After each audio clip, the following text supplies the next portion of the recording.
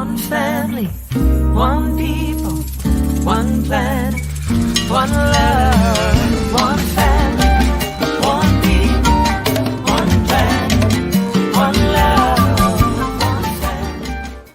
Good morning, everyone, and welcome to SoulCall Sunday. I'm Lisa Ferrero, the founder and spiritual director of SoulCall Global, and we welcome you wherever you are.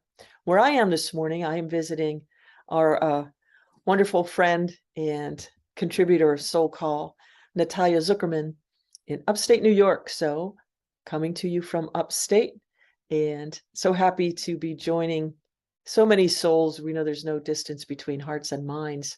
So, welcome wherever you are. And this morning, we're going to welcome Helen Yee, who is right there in Columbus, the epicenter of the SoulCall Global goodness at AIAM. If you're in the area, 6685. I can't remember the address right now. Doubletree Avenue, Columbus, Ohio. Join us if you're driving around. Stop in. We'll be happy to see you. So it's time for our beautiful practice of Qigong, where we pull in the energy of light. And, you know, this weekend, coming up the 14th through the 16th, Friday evening, all day Saturday, and then the morning next week, the 16th, we're going to be out at the Dempsey Event Center.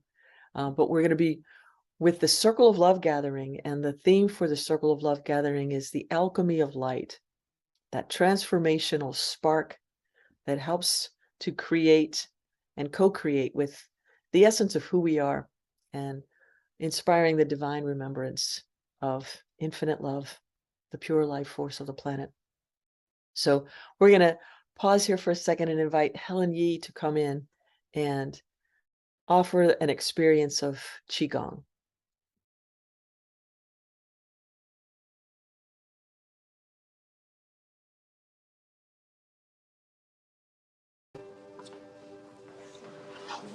Okay, hi, good morning, everyone. Let's take a deep breath in and just really feel and appreciate the air coming into our lungs. Feel the sense of appreciation for life. And just start to really tune into that vibrational energy called Qi, flowing through us and within us,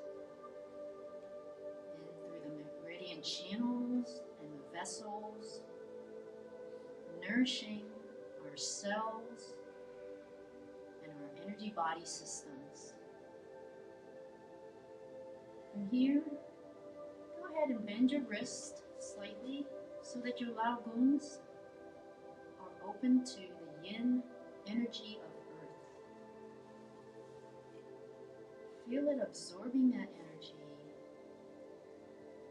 into the body like a magnet. Continue to breathe and feel that sensation of Qi.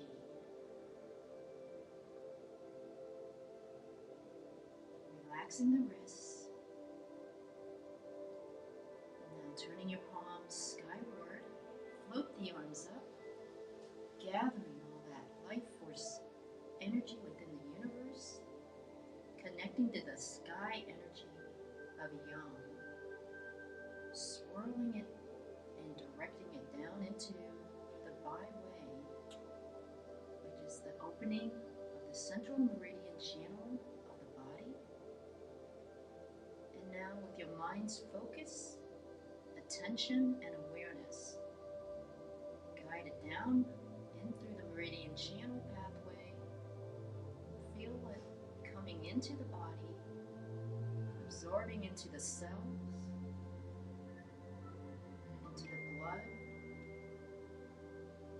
into all the different organs, pushing out any stagnation. See that light of Qi, golden light. Bring it down, pushing out any blockages to allow that Qi flowing most optimally, to bring that wellness and maintain it throughout the day. Relaxing your shoulders, relaxing your face, giving the appreciation to this practice.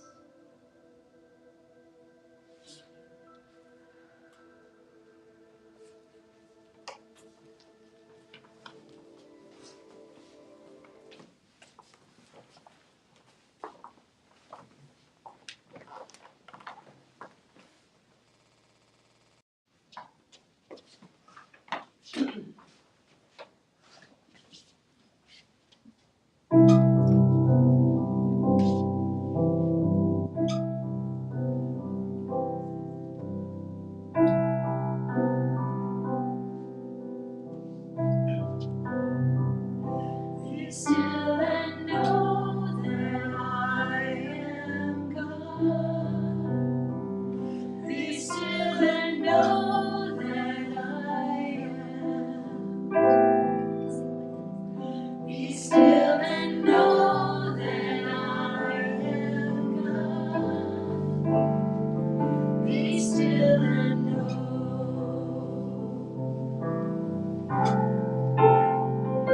Be still and know that I am God.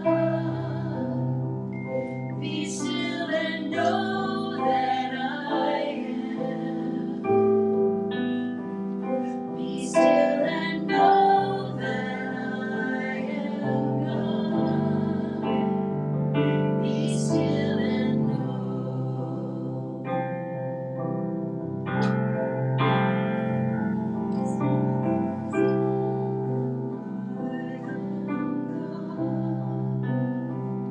Be still and know that I am. Be still and know that I am God. Be still and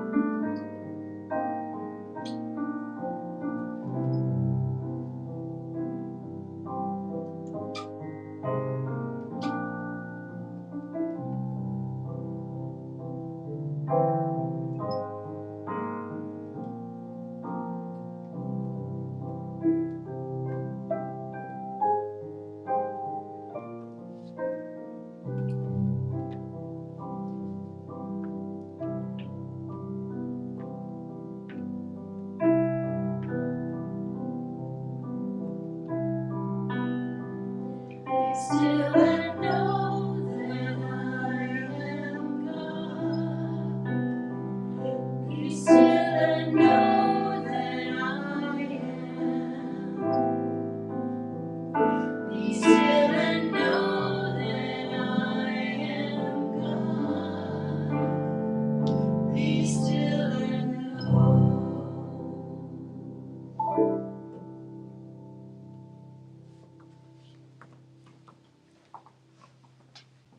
Thank you, Helen. That was amazing, as always. And this morning, it's my pleasure to welcome Reverend Christy Hardwick, offering the talk this morning. And it's always wonderful to have Christy with us. But right before we do the talk, we'd like to just take us into a meditation practice with our beautiful Soul Squad singers. And be still and know that I am God. And thank you, Ben, for the beautiful music this morning. And so let us just take this spiritual charge of energy that Helen invited us into the experience of and allow it to dance in ourselves with the vibration of music. In our RV, stopping in Columbus, Ohio, and many other places to see wonderful people. It was a wonderful journey, and I appreciate every person that I had a chance to lay eyes on, as they say. All good. This morning, I wanted to talk a little bit about after the storm. As everyone in the world knows, Florida went through and is continuing to deal with one of the most severe storms in history so far that have hit land here. And as many of you know, a good portion of the time of the year, I live in Florida, St. Petersburg, Florida. When we were on our journey, we heard about the storm and we were not yet arriving into Florida and had some planning time. So we were watching the news, watching the weather reports, and my wonderful wife, mate, Jane, is the best at planning routes. So she actually planned a route that was right ahead of the storm all along the way. So by the time we arrived in Florida on this last Saturday, everything had completed in terms of its touching down in the Florida area. So we were able to just drive right back into our space after the storm. And after the storm, many people were dealing with water, covering everything that they owned. Some were dealing with what they owned not even being able to be found because it had been washed away. Beaches were different. Bridges were gone. And people were dealing with all of that. And we arrived back to a space that hadn't really been touched. St. Petersburg, Florida didn't actually have the impact that was expected. If you remember, the news was saying at the beginning that St. Petersburg was right in the eye and that Tampa Bay was going to be where the big hit was. But it turned away and we were spared. And so some of my neighbors, when I came back, were talking about survivor's guilt. They felt bad because so many were dealing with so much. And here we were with electricity and everything dry and really nothing to deal with. So what to do after the storm? After the storm, when so many people need so much. So the helpers have shown up.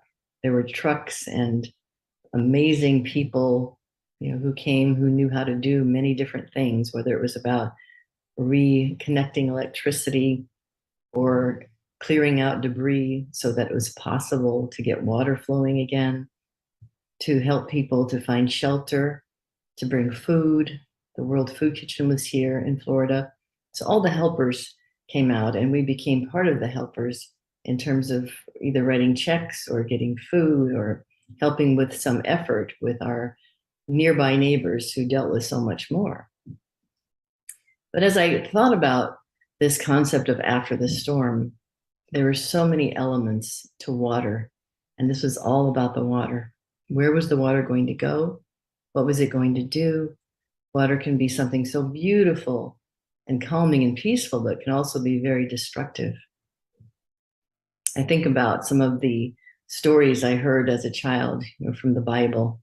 And the very first one that we usually hear around water is the story of Noah and the great flood, and him taking his family and 2 of every kind of animal onto this great ark and being saved by these waters that rose so high that everything on the earth was covered, according to this story. And he had to wait for a bird to show that land had emerged in order for them to think about getting out of this boat and starting over again. So that analogy of after the storm, the new beginning. The other story that I think about when it comes to water is Moses and the parting of the Red Sea, the fierceness of water, and it really threatened to engulf all of the people.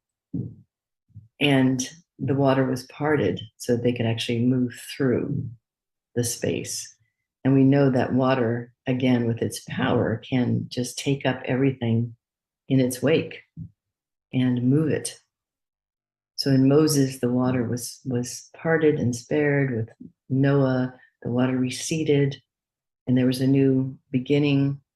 And then we know the story of Jesus, the Christ, of walking on the water, taming the water, transcending the water, being able to move over the surface of it. But these stories all tell us something about our relationship with nature, a relationship with water, And I think of it as water as the flow of life and life force itself. The life force itself moves through everything at all times, is always present, but can take on different behavior depending on where it's coming through. And that includes you and me.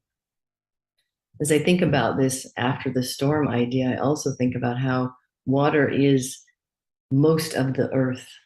We explore a lot on the earth itself, we explore space, but we don't explore necessarily the water. And as I understand it from wonderful scientists, that most of life exists underneath the water. There's so much to explore there. So we think about this idea of storms and after storms, but what was most important about what just happened here in Florida, for example, was the preparation. Were we prepared for the storm? And in what way were we prepared for the storm? Any of you out there who have been part of any kind of storm situation know that there's preparation involved. In this case, it's about the windows and items and things and sandbags, everything trying to avoid the water's natural action of pushing against whatever it comes and connects with. So people prepared. They removed themselves from low ground if they happened to be in a place where the water might come. They removed things from low ground. We have wonderful neighbors who came over to our home while we were away and literally took everything off our lanai or patio that could possibly have been picked up by wind and thrown. Everything, even art on the walls. It's a screened in lanai, but of course the wind can come through the screen and water can come through screens. So everything was removed. Everything was removed downstairs. Everything was removed from our stair steps coming up to our door in our home. We also have a lower floor that's the garages and storage space, that kind of thing, and actually a playroom. And there we just knew that if the water came, the water was going to take the things that were there, and we needed to let that go. So we prepared even our mental state for what was possible. And our neighbors helped by preparing us as best they could when we weren't there, so we can help each other prepare. This idea of water as life flowing, and us being in service to the flow of life, as Michael Singer says in his book, Living Untethered, being in service to the flow of life, we need to be prepared for whatever may arise in life and through the life flow. And our preparation internally is mental and spiritual. How do we prepare ourselves to not take in when the world is fierce, especially in its negativity? How do we prepare not to take in any kind of attacks on our person if that should happen to us in our life? We prepare by having readiness internally, by being ready to let life flow through and not harm the essence of us. We do that through our practices. At SoulCall Global, we focus a lot on meditation and going within and the silence and feeling the power and the beauty of the source of life itself. And that source of life itself allows us to be prepared for whatever may show up in our lives, whatever kind of storm.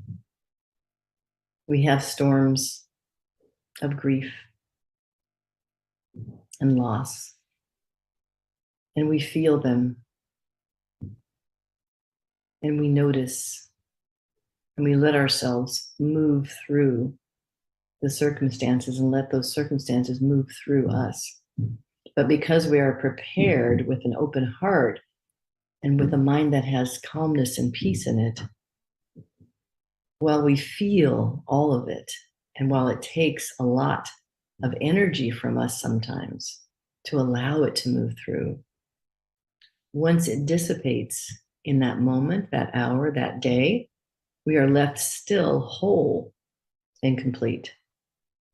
This thing that many people have dealt with this actual storm in the world, has left them not feeling whole because everything that they had materially has been washed away.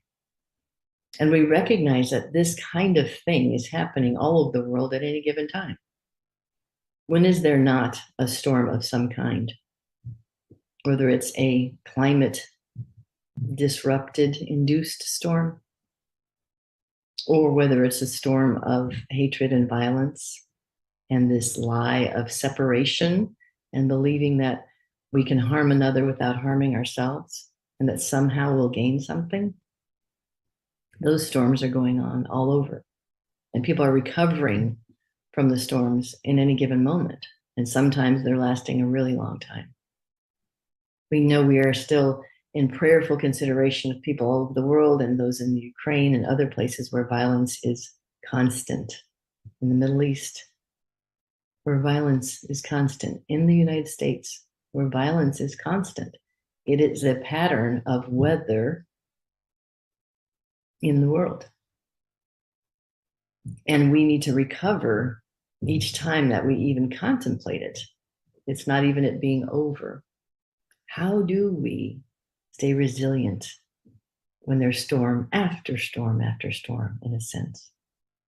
We remember the analogies, the stories from sacred scripture like the Bible, the story of the receiving of the water, the story of the parting of the water, the story of the transcendence of the water, the stories that remind us that we are made of life itself. And in that sense, we are always whole in the face of anything material, because we are spirit. If we breathe into that idea, breathe into anything that feels like a storm within you, breathe into any storm that you're aware of, breathe into the aftermath of any storm that you're aware of. And in the stillness of your heart, take note that there's wholeness there. And from that wholeness, we can give of ourselves to ourselves after the storm, loving kindness, to others after the storm, loving kindness, and in the storm, remaining peaceful in ourselves, to be part of the possibility of calming the waters. Once I was on a river rafting trip with some friends and with my son. And unfortunately, it was a level 6 on the river that day. And we got wrapped around a rock on our raft. And we were hanging on the edge of the rock. My son was literally on the rock on his body, holding on and waiting for people to come rescue us across the river. And I began to sing because it's the only thing I knew how to do in that situation. And an old song popped in my head, which I didn't even know that I knew any of the words to, but put your hand in the hand of the man who stilled the waters. Put your hand in the hand of the man that calmed the sea. So I kept singing that song over and over. The idea of just putting our attention on that part of us, on the power that is possible within us. And it did allow people to calm down and see clearly about what to do with the raging waters all around us. And the kayaks came, and we had to, one at a time, climb into a kayak and get pulled across the river that was raging. And everyone was made safe from that particular situation.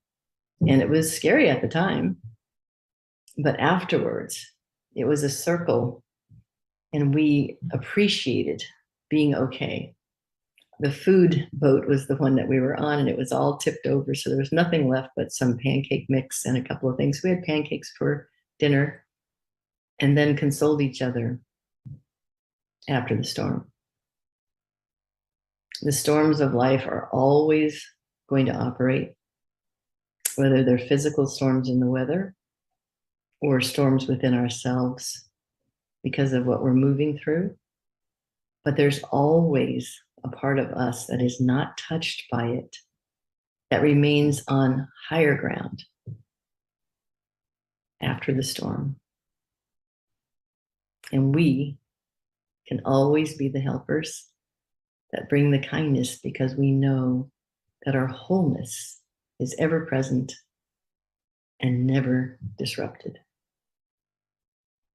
May that be our way. It's good to be with you today.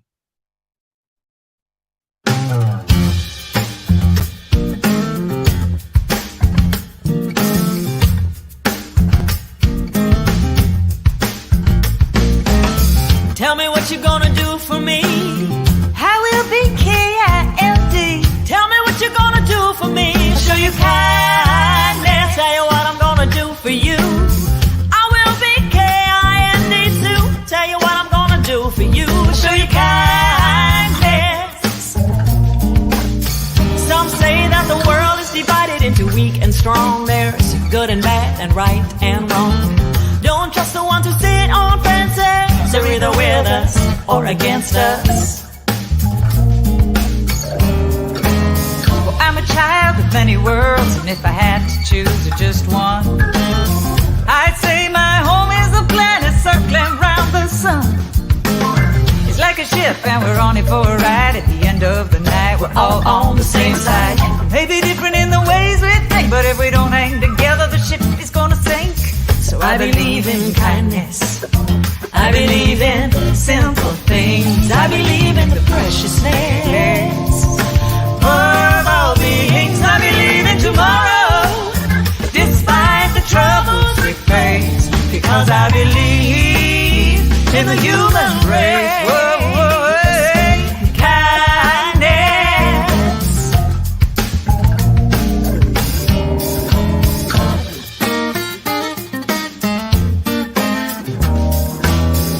To measure power by how hard we push, how hard we shove, when our greatest strength is our capacity to love. Kindness, kindness. I believe in kindness, kindness, yeah. I believe in kindness, kindness. Oh, I believe in kindness, kindness, kindness.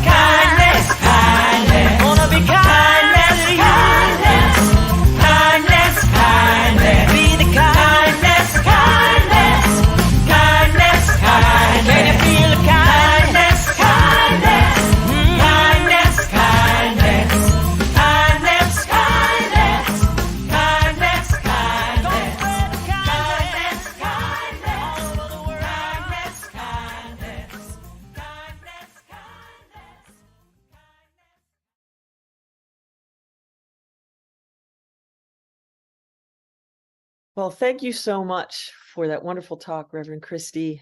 And I hope you enjoyed the song Kindness.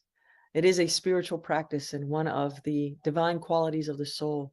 When in doubt, offer kindness first.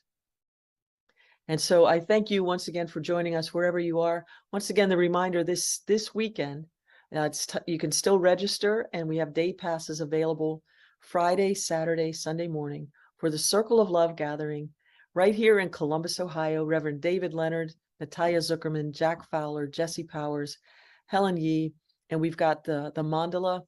It's going to be a group mandala this time that Kathy Roush has prepared for us to each put our energetic imprint into the divine expression of love as art. So we invite you to join us at the Dempsey Event Center. We begin Friday evening. More information and registration is at circleoflovegathering.com. circleoflovegathering.com. And you can register there, and you can also register for a day pass. 123 Hyatt's Road in Delaware County, one of the most beautiful, nourishing spaces you will ever find yourself in. The energy is quite fantastic. So hope you can join us for Circle of Love this week. And also coming up in November, starting November 1st, Reverend Bonnie Anderson is going to be offering a class called E Squared. And you can register for that on the website, SoulCallGlobal.org. SoulCallGlobal.org. Let's see, Wednesday evenings, we have meditation out at the Dempsey Event Center in the sanctuary space from 7 to 8 on October 19th. We will be there in person with our illustrious Kirtan group. So if you love Kirtan chanting and meditation, this is your opportunity to do it with our Kirtan group live at the Dempsey Event Center. Donations are appreciated, but all are welcomed. Just come and raise the vibration of your consciousness. That is contribution enough in times like these. So we invite you to join us on October 19th at the Dempsey Event Center. Please mark your calendars. Tickets are going to go on sale next week for Jazz Up the Holidays, November 30th, Wednesday, November 30th. It's the 19th annual Lisa Ferrero and Jazz Up the Holidays, and it will be at the McConnell Arts Center in Worthington, Ohio. And I believe we're going to have live stream available for that. We're trying to work that out right now, but tickets will be available soon. And it's also going to be a silent auction, and all the proceeds will go toward our SoulCall Santa fundraising event. Last couple of years, we were able to raise $5,000 and $7,500 to offer to families who are in need during this holiday season to either put food on their tables or gifts under the tree for their children. So help us to help others, and let your friends know. Save the date, Wednesday, November 30th, Jazz Up the Holidays. We thank you for your contributions to SoulCall Global. All of them are tax deductible, so no amount is too great or too small, and we're doing amazing work in our little chunk of the world and globally. So if you have a contribution you would like to make, you can find various ways to do it at SoulCall Global, donations.soulcallglobal.org. And likewise, if you find yourself in need of prayer, prayers at soulcallglobal.org. You or someone you love, just send along the information to prayers at soulcallglobal.org, and Reverend Bonnie picks those up and distributes that information to our prayer team and also to our healing arts team. Linda and Jim and Candy, if you are in need of some healing vibration, they send the light out, love and light, through Reiki and various forms of light energy. So please let us pray with you and for you. We appreciate that opportunity very much. So let's see. Also, when you come in person, Linda and Jim are on hand to offer prayers with you if you're in person. So if you would like a reading and some spiritual help, we are here for you at AIAM on Sunday mornings starting at 10 o'clock. If you get here a little bit early, 9:45, or could stay a little bit after 11 to have some one-on-one prayer help, we are here for you. Jane Averill behind me is dancing, loving that. So wherever you are, we welcome you on your journey. Thank you for taking us with you. And always remember, want to say it with me? You are loved. Peace and blessings.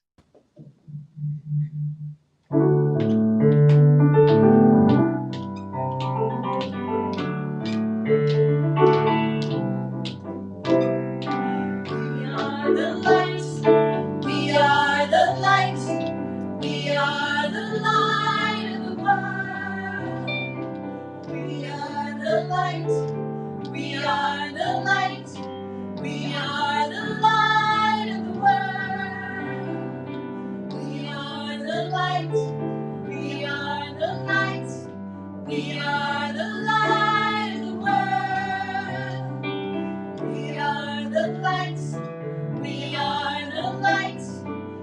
are the